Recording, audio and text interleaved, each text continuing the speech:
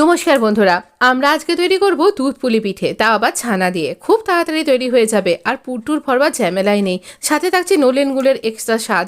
তো আমরা 1 litre full fat মিল্কেই ভালো করে ছানাটা কাটিয়ে নিয়েছি ভিনিগার দিয়ে, তারপর ভালো করে ওয়াশ করে নিয়েছি। তারপর এখানে এইরকমভাবে কড়াইটা তেতে গেলে তারপর দেবো একটুখানি কড়াইতে জল, আর তারপর আগে থেকে জাল দিয়ে রাখা 2 কাপ দুধ দিয়ে দেবো।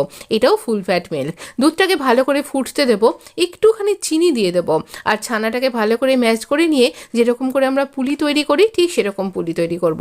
দুধটা ফুটে এলে আমরা একটুখানি গুড় দিয়ে দিয়েছি, আর তারপর এখানে এইরকমভাবে এটা দুধ যে পুলিগুলো তৈরি করলাম গরম দুধের মধ্যে, ফুটন্ত দুধের মধ্যে ছাড়তে থাকবো।